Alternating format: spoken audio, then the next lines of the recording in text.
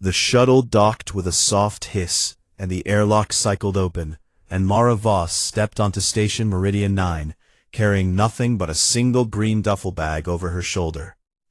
She stood 5 feet 7 inches tall, and weighed about 63 kilograms, and by every galactic standard, she looked completely unremarkable. Brown hair tied back in a simple knot, dark steady eyes, a face that gave away absolutely nothing, and a body that moved with the kind of easy looseness that came from growing up in rough country under heavy gravity. Around her, the arrivals hall was a circus of alien wealth and alien noise. A Crefali family swept past with 6 hovering cargo pods, and a personal attendant who kept adjusting the environmental shield around their son. A towering reptilian boy who stood at least 7 feet tall, and walked like the station already belonged to him. A cluster of Filoni students drifted through in a group, their translucent wings folded tight against their backs, their hollow bones making them look like they might shatter if someone sneezed too hard, their bioluminescent skin flickering with soft, nervous blues and greens. A pair of Gorvan cadets marched in lockstep, their stone-gray skin and 4 arms making them look like statues that had learned to walk. Everyone had an entourage or a family, or at least a hovering drone carrying their things. Mara had her duffel bag. She slung it higher on her shoulder and walked through the crowd without hurrying and without slowing down, and nobody got in her way. Though none of them could have said exactly why, they stepped aside for a small, quiet girl from a planet most of them had never visited. The Galactic Union Academy on Meridian 9 was the most prestigious educational institute in the known systems, a place where the children of diplomats and fleet commanders and colonial governors were shaped into the next generation of leaders. It had operated without a single human student walking its halls. Humans were new to the Union. Earth had only been granted provisional membership 18 months ago, after a deeply controversial vote in the Union Senate. And the controversy had nothing to do with politics or trade or territorial disputes. It had to do with the planet itself. Earth was classified as a Class 12 Deathworld, the highest rating ever assigned to an inhabited planet in Union records. A world where the gravity alone would crack Filoni bones in minutes, where the atmosphere carried enough microbial hostility to overwhelm most species' immune systems within hours, where the dominant predators had evolved to chase their prey across entire continents until the prey's heart simply gave out, and where even the plant life had developed chemical weapons that could paralyze nervous systems on contact. The fact that a sapient species had not only survived on such a world, but had built civilizations, and split the atom, and reached their own moon using controlled explosions strapped to metal tubes. This was a source of considerable unease throughout the Union. Mara did not think about any of this as she found her assigned quarters on Deck 7.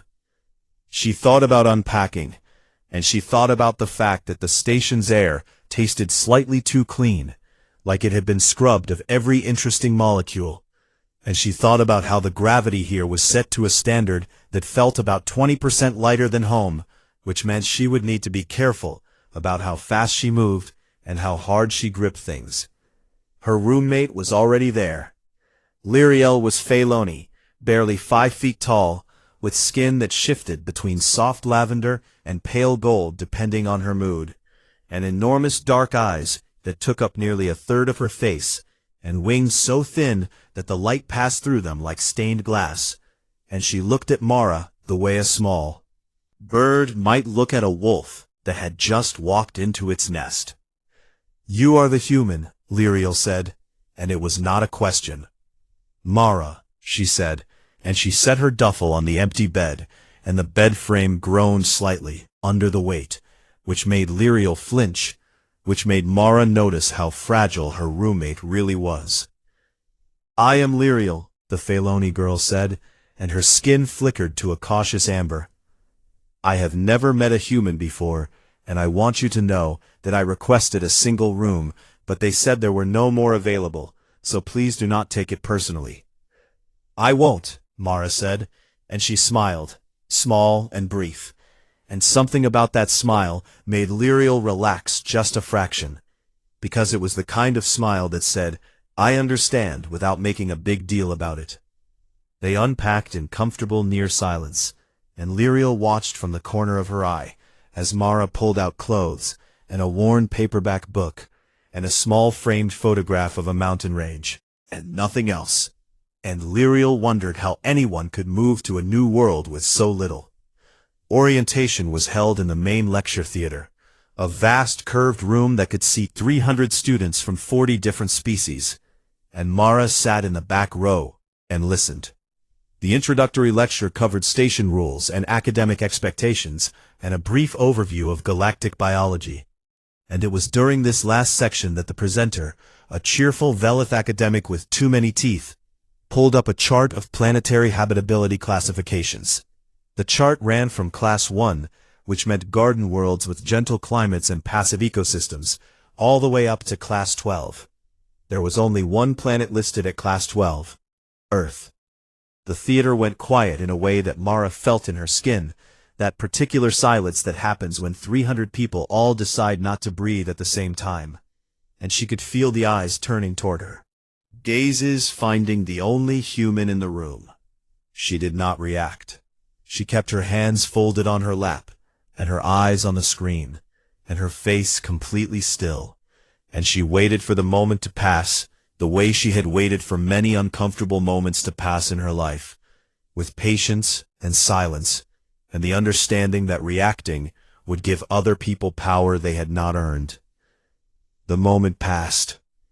After orientation, she went to the dining hall, and she got a tray of food that was labeled as human compatible, and she sat alone at a table near the wall, and she ate slowly and read something on her datapad, and she did not look up. Across the hall, the tall Krethali boy from the arrivals hall was watching her. His name was Torek Vasin, and he was the son of a colonial governor, and he had spent 2 years at this academy, making sure every new student learned where they stood in relation to him, which was below, always below. He watched the human girl eat her meal in perfect calm, and he watched her ignore every stare and every whisper, and he watched her sit there like she had absolutely nothing to prove to anyone. It bothered him. It bothered him in a way he could not name, a low prickling irritation under his scales, because every species he had ever encountered had shown him deference or fear, or at the very least the basic courtesy of acknowledging that he was the biggest thing in any room he entered. This girl had not even glanced at him. He leaned over to one of his cronies, a thick-necked Drenari with 4 eyes and no spine in any sense of the word, and he said, "The human, what do we know about her?" The Drenari checked his datapad and said, "Transfer student, first human admitted, scored off the charts on survival aptitude, no political connections, no family money, nobody important." Torek watched her turn a page on her datapad and take another bite of food, and he made a decision right there. That moment, in the way that predators from gentle worlds make decisions about creatures they do not understand. She needed to learn her place. It started small, the way these things always do. 3 days after orientation, Mara was walking between classes on deck 4, when Torek and 2 of his friends stepped into the corridor ahead of her and stopped. They filled the hallway almost completely, Torek in the center, with his 7 feet of scaled muscle, and his tail curling slowly behind him, flanked by a Drenari on one side and a thick-shelled Morvan on the other, and they stood there like a wall of teeth and armor and bad intentions. Mara stopped walking. Torek looked down at her the way a mountain looks down at a pebble, and he extended his claws just enough to catch the light, and he said, "You are in my corridor, prey creature, and on this station you walk where I allow you to walk." Mara looked up at him, and the top of her head came to about the middle of his chest, and she said, "Excuse me." Nothing else. Just those 2 words, flat and polite. And then she waited. Move, because moving would mean he had given ground, and giving ground was not something he did. So he stood there, and grinned with all of his teeth, and waited for the fear to show in her face. It did not show. She waited exactly 4 seconds, and then she turned and walked back the way she had come, and took a different corridor to class. And she arrived on time, and she sat down and opened her notes, and she never mentioned it to anyone. But Torek's cronies mentioned it. They laughed about it in the common area that evening, loudly enough for everyone to hear. And the joke was supposed to be about the scared little human who ran away. But somehow the story did not land the way Torek wanted it to, because everyone who heard it noticed the same thing. She had not run. She had not flinched. She had simply gone around him the way water goes around a rock. And there was something about that which made Torek look less like a predator and more like an obstacle. Made him angry. A week later, one of his followers, a Draenari named Pak, who had 4 eyes and used none of them for independent thought, walked past Mara's table in the dining hall and knocked her food tray off the edge with a casual sweep of his arm. The tray hit the floor with a sharp clatter, and the hall went quiet, the way it always did when Torek's people made a move. That held breath silence of 100 students who knew better than to get involved. Mara looked at the food on the floor. She looked at Pak. "You owe me a meal," she said. Her voice was not loud, and it was not angry, and it carried no threat that anyone could identify. But Pak, who had bullied students twice his size, suddenly found that his 4 eyes could not hold her too. And he stood there for a long, stupid moment with his mouth slightly open, and then he went and got her another tray and brought it to her table and walked away without saying a word. Torek watched this from across the hall, and his claws dug grooves into the surface of his own table. The next incident was not planned by Torek at all, but it did more damage than anything he could have arranged.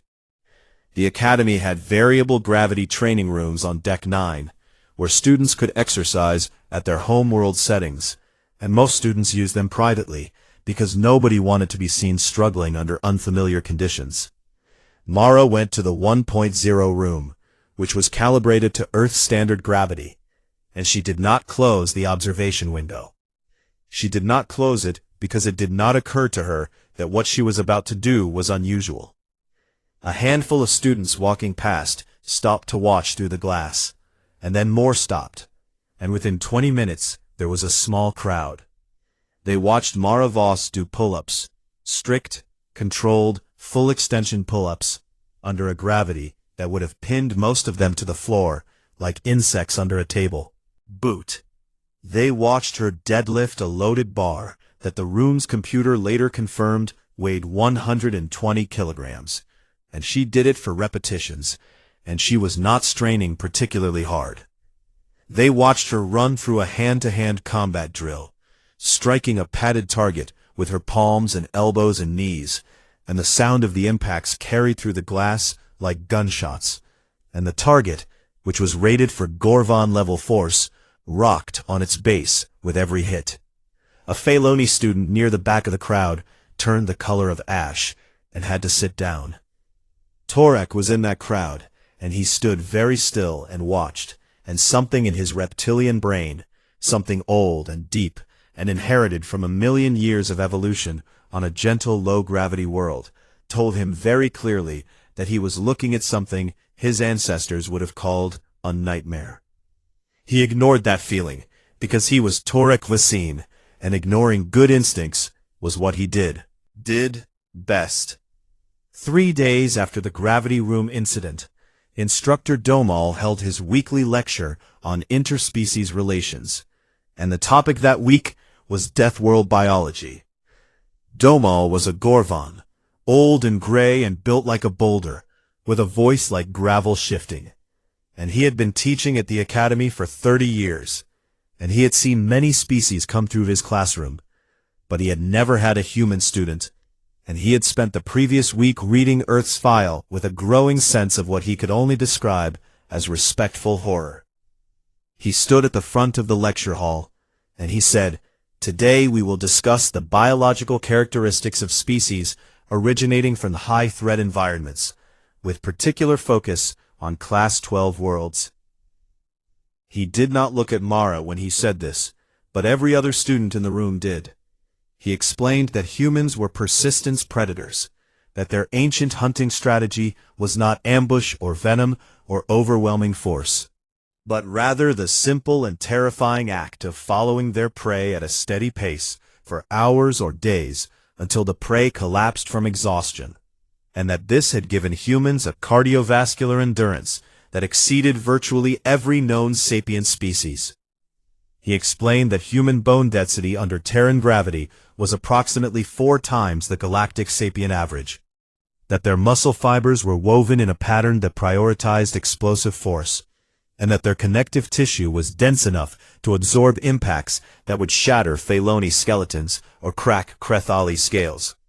He explained, almost as an aside in that dry academic way of his, that humans possessed a chemical response called adrenaline that could temporarily suppress pain and increase strength and speed, and that under this effect, a human could continue fighting with broken bows, torn muscles, and injuries that would render most species immediately unconscious. The classroom was very quiet. Mentioned that Earth's ecosystem included apex predators with bite forces exceeding 4,000 pounds per square inch, and venomous creatures small enough to hide in a shoe, and parasitic organisms that could hijack a host's nervous system, and that humans had not only survived among these things, but had hunted them to the edge of extinction for sport. He said all of this in the same tone he might use to discuss atmospheric chemistry, and when he was finished, he looked out at his students and saw exactly what he expected to see, 200 young aliens staring at him with expressions ranging from disbelief to genuine fear. Mara was taking notes.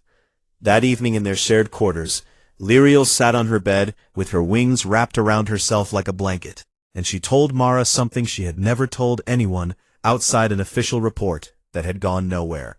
She told her about Torek.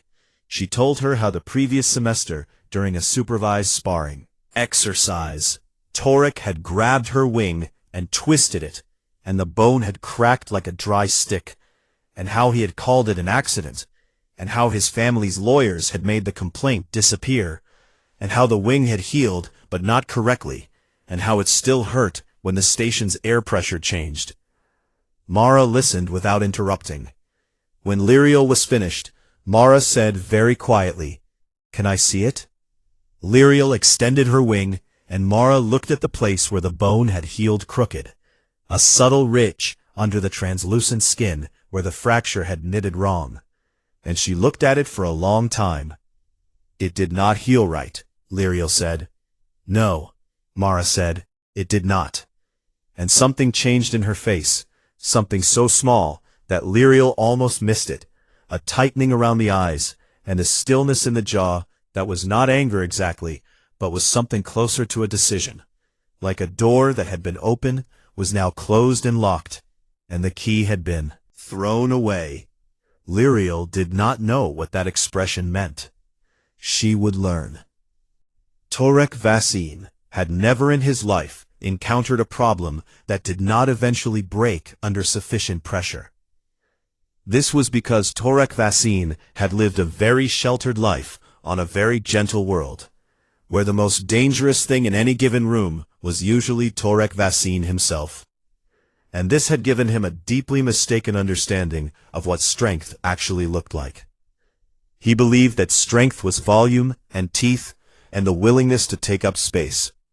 And by that definition, he had been the strongest creature on this station for 2 years running, and no one had ever given him reason to think otherwise.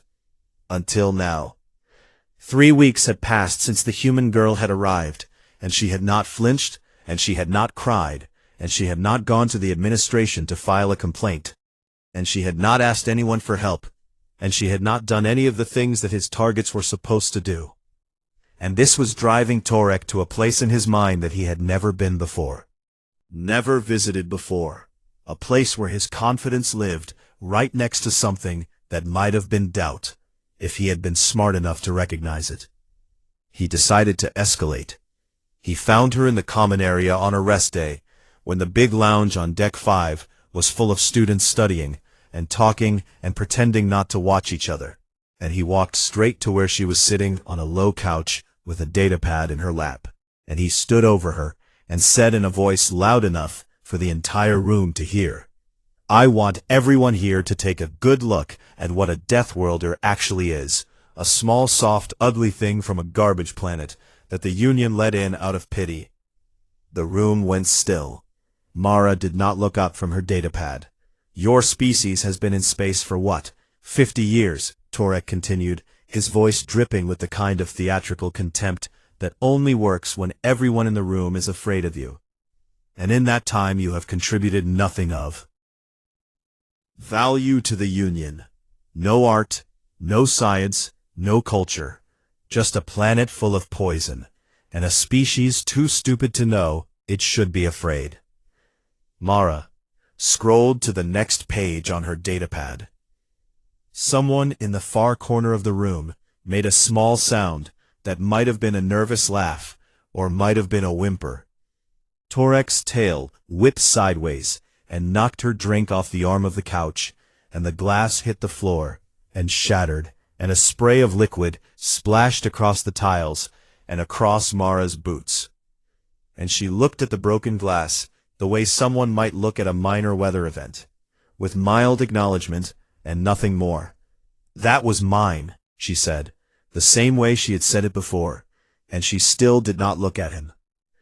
Torek felt his scales flush dark with frustration, because she was doing it again. She was refusing to participate in the scene he was creating, and without her fear, the whole performance fell flat, and he could feel the room's attention shifting from awe to something that felt uncomfortably close to second-hand embarrassment. So he leaned down. He brought his massive scaled head close to hers, close enough that she could smell the chemical tang of his breath, and he dropped his voice to a whisper that only she could hear, and he said, "Your little Phaloni pet, the one with the broken wing. I have been thinking about her, and I think when I am done with you, I will find her, and I will finish what I started, and this time I will not stop at one bone." Mara's hands stopped moving on the datapad. The screen went dark under her still fingers. She looked up at Torek, and for the first time since she had arrived on this station, she looked directly into his eyes and held them. And Torek saw something there that he did not understand, something that was not anger and was not fear, but was closer to the expression a surgeon might wear before making a cut, clinical and calm and absolutely certain. Then it was gone. She picked up her bag, and she stood and she walked out of the common area without saying another word. And Torek straightened up and spread his arms and grinned at the room as if he had won something. And his cronies made the right noises, and a few students laughed, because laughing was safer than not laughing. And the moment passed. But Instructor Domal was sitting in the corner of that lounge, grading papers, and he had watched the entire exchange, and he had seen Mara's face in that last moment, and something about it made the old Gorvon's 4 hands go cold. He had seen that expression before. He had seen it on a documentary about Earth's predators, on the face of a creature called a leopard, in the moment before it dropped from a tree onto something that had not known it was being hunted. And the expression was not rage, and it was not excitement. It was calculation. That night Mara returned to her quarters, and Lyriel was there studying. And Mara set down her bag and sat on her bed, and was quiet for a long time. Then she said, "Lyriel, yes, tomorrow I need you to sleep somewhere else. Ask your friend on deck 3, the Veleth girl, if you can stay with her tomorrow night." Lyriel's skin shifted to a worried amber, and she said, "Why, what is happening tomorrow?" "Probably nothing," Mara said, "but I would feel better if you were somewhere else, just for the night." "Mara, you are worrying me. I know, and I am sorry. Will you do it?" Lyriel looked at her roommate, and she saw that the quiet girl from Earth was sitting very still, with her hands folded in her lap, and her eyes focused on something far away, something that Lyriel could not see, and there was a stillness to her that went deeper than calm. a stillness that felt like the moment before something heavy falls. "Yes," Lyriel said, "I will do it." "Thank you." Mara said nothing else that. The next morning was a scheduled session of interspecies relations with instructor Domal, and the class met in a discussion circle format. 30 students, arranged in curved rows, in a medium-sized seminar room on Deck 6. And Mara arrived early and took a seat on the end of the second row. Torek arrived late, because arriving late was a power move, and he scanned the room and saw Mara, and he smiled with all of his teeth, and he walked deliberately to the seat right next to hers, and dropped into it with enough force to make the chair groan under his weight. Domal watched this happen from the front of the room, and he felt the same cold feeling in his 4 hands that he had felt the night before. And he thought about saying something, about separating them, about invoking some classroom management protocol. But Torek's family had connections on the academy board, and the last instructor, who had formally challenged Avasin, had been reassigned to a research outpost. In the outer systems, so Domal said nothing, and he hated himself for it. The discussion began, and the topic was conflict resolution frameworks across different species. Which would have been ironic if anyone had been in the mood for irony. And throughout the session, Torek conducted a slow, methodical campaign of provocation. He nudged Mara's chair with his foot every few minutes. He whispered things under his breath, words that the translator could catch, but that were too quiet for the room's recording systems. Words like pray, and soft, and weak. He flicked small objects at her from his desk, bits of stylus and crumbs of food, the kind of petty harassment that was designed to be invisible to authority, and maddening to the target. Mara sat through all of it. She took notes, and she listened to the discussion. And she answered a question about de-escalation theory in a voice that was steady and clear, and completely unremarkable. Watching her hands, they would have noticed that they were perfectly still. No trembling, no tension, no white knuckles, just hands resting on a desk, the way hands rest when the person they belong to has made peace with whatever is about to happen. 40 minutes into the session, Torek decided that subtlety was finished. He reached over and grabbed Mara's left arm, just above the wrist, and he squeezed, and his claws pressed into her skin, and 4 thin lines of red appeared where the points broke through.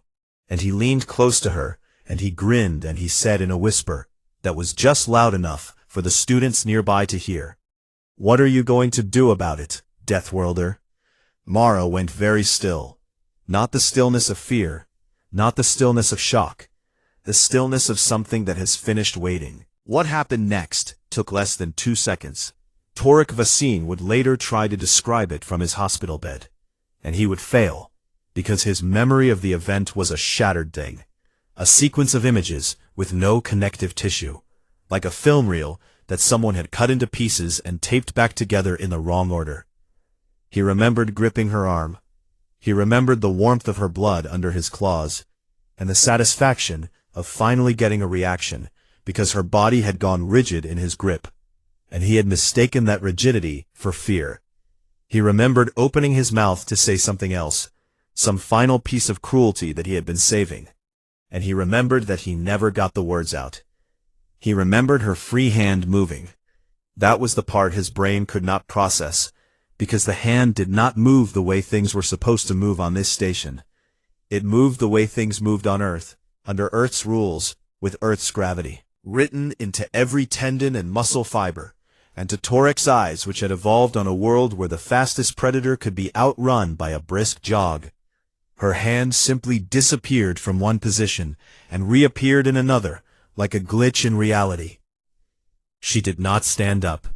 She did not shift her weight or twist her body or pull her arm free or do any of the things that would have signaled to his predator brain that violence was coming.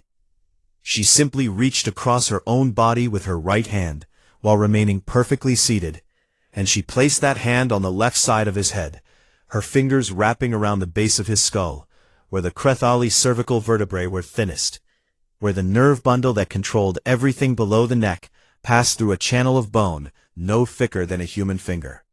And she wrenched.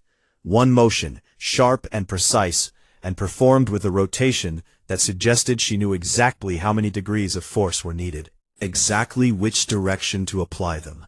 Not a wild thrash, not a panic strike, but a calculated mechanical action performed with the same calm efficiency that a technician might use to disconnect a faulty component. The sound it made was something that every person in that room would carry with them for the rest of their lives. It was not a crack exactly. It was more like a series of cracks layered on top of each other. A rapid stuttering sequence of hard things breaking inside soft things. And it was wet. And it was final. And it was the kind of sound that the body understands before the mind does. The kind of sound that makes every living creature in earshot flinch on a level that is deeper than thought. Torek's grip on her arm went slack. His whole body went rigid for one terrible instant. Every muscle locking at once, his tail going straight, his jaw clamping shut, his eyes going wide with something that was beyond pain and beyond fear and was closer to the pure animal incomprehension of a creature that has just discovered it is not at the top of the food chain. Then he fell. He dropped sideways out of his chair and hit the floor with a heavy, meaty sound, and he lay there with his limbs twitching and his neck bent at an angle that should not exist in living anatomy, and his eyes were open and moving, but nothing else was responding, and a thin line of something dark began to pool under his head. The room was silent for 3 full seconds. 3 seconds is not a long time in the ordinary run of things, but in a room full of 30 young aliens who have just watched a seated human girl break the neck of the most feared student on the station with one hand, 3 seconds is an eternity, a vast echoing space in which the universe rearranges itself around a new piece of information that cannot be taken back. Instructor Damal was the first to move. The old Gorvon had taught for 30 years, and he had seen fights, and he had seen injuries, and he had once witnessed a Morvon student accidentally crush a desk with his shell during a seizure, but he had never seen anything like this, and his 4 hands were shaking as he came around the desk and knelt beside Torek. His medical training activated, like an old engine turning over. Cervical fracture, multiple vertebrae compromised, spinal cord intact but compressed, alive but badly damaged. And the clinical part of his brain noted with a kind of horrified precision that the injury was specific and controlled, that she had broken exactly what she meant to break and nothing more, that this was not an accident and not a loss of control, but a measured application of force to a precise anatomical target. He looked up at Mara. She was still sitting in her chair. Her left arm was resting on the desk, and there were 4 thin lines of blood where Torek's claws had cut her, and the blood was running slowly down to her wrist and dripping onto her notes, and she was looking down at Torek with an expression that Domal would spend weeks trying to name. It was not satisfaction, and it was not guilt, and it was not shock. It was the expression of someone who has done a thing they knew they would have to do, and who had hoped they would not have to do it, and who now felt nothing about it except a quiet, tired certainty that it had been necessary. She looked like a woman who had swatted a wasp and was waiting to see if there were more. Across the room, a sound broke the silence. It was one of Torek's cronies, the Drenari named Pak, and the sound was his chair scraping backward as he tried to put distance between himself and the human girl, and he moved too fast and tripped over his own feet and went down in a tangle of limbs. And this triggered a chain reaction as other students scrambled away from Mara's section of the room, like fish scattering from a shadow. Doorway. She had not been in this class, but she had been walking past on deck 6 when she heard the sound. That sound.